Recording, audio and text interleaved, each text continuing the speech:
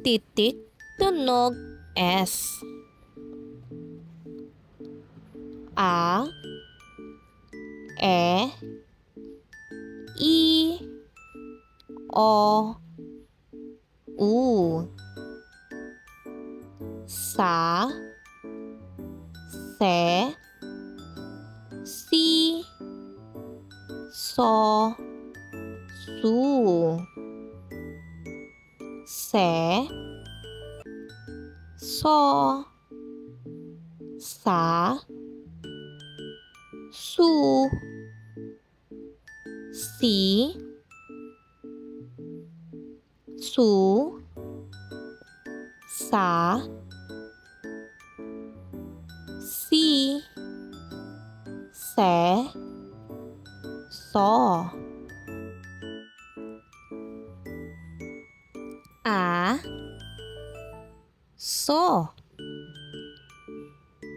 aso.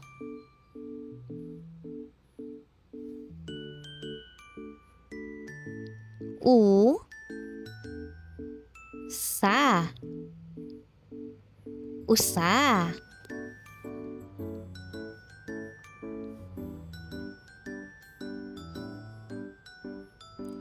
I, Sa, isa. Su, Si, susi.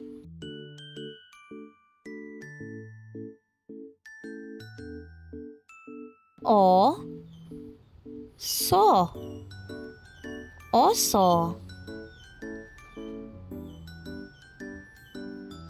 Si, So, siso.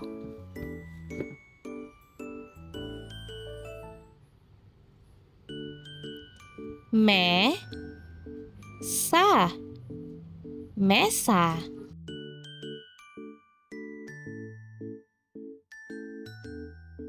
Si, Ko, siko.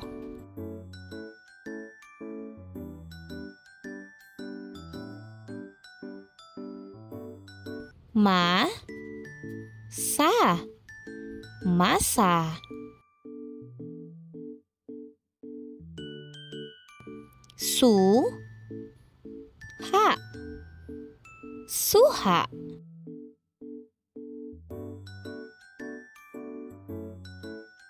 Sa, Ba, saba. Sa, Wa, sawa.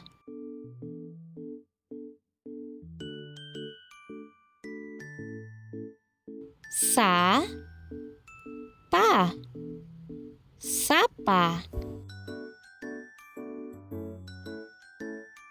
Sa, Ko, sako.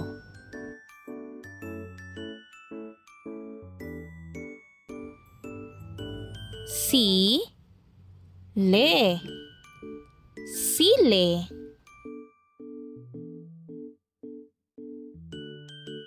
Su, So, suso.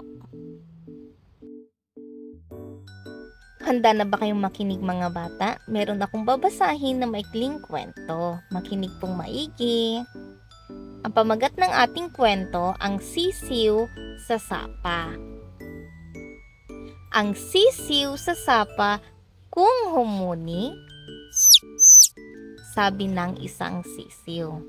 Isang araw, si Sisa ay pumunta sa sapa upang mamasyal. Habang naglalakad si Sisa ay may nakita siyang sisiw. At hinuli ito ni Sisa.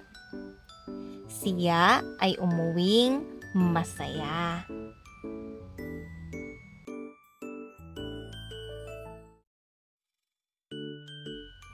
Tanong: saan nakita ni Sisa ang sisiw?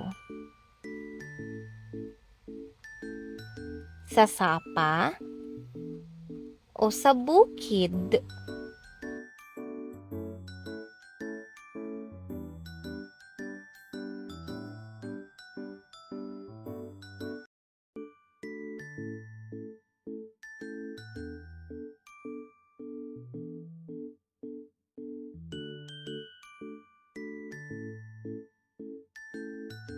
Ano ang huni ng sisiw?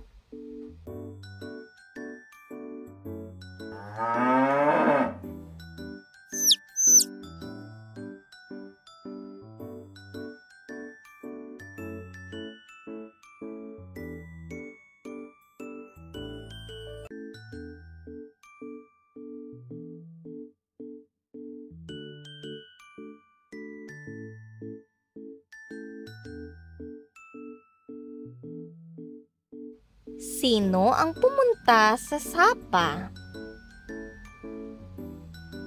Si Sisa o si Ana?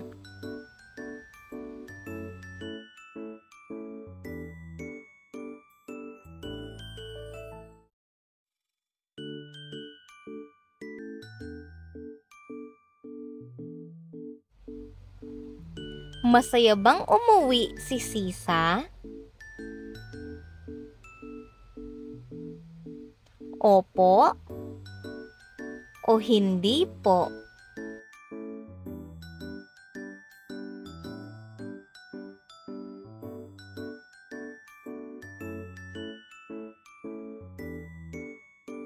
Mga bata, ano ulit tunog ng titik S? Magaling! S, s, s.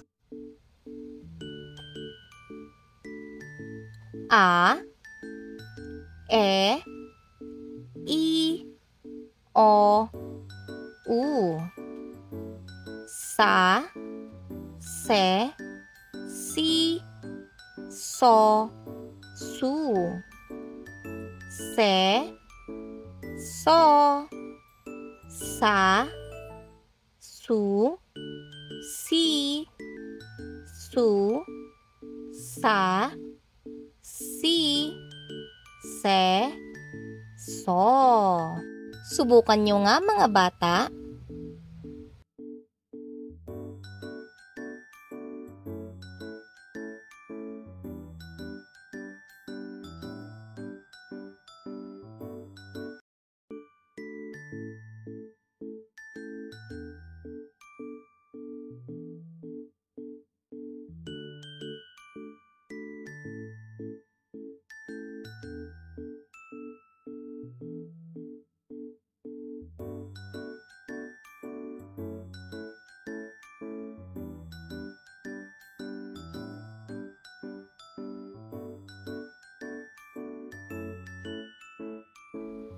Isulat ang letrang S o pantig, sapat lang upang mabuo ang salita.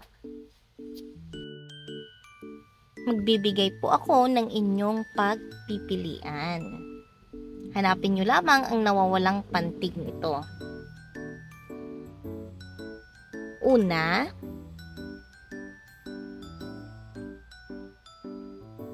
susi. Ito ba ay sa o su?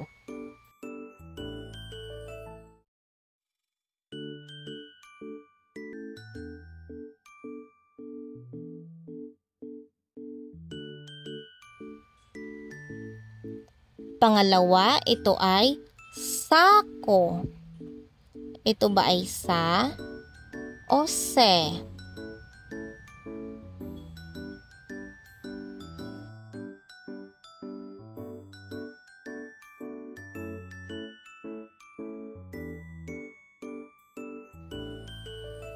Pangatlo, sobre. Ito ba ay si o so?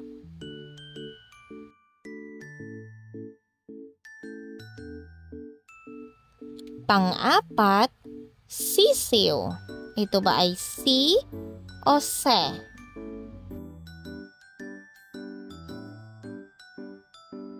At panglima, saging. Su o sa?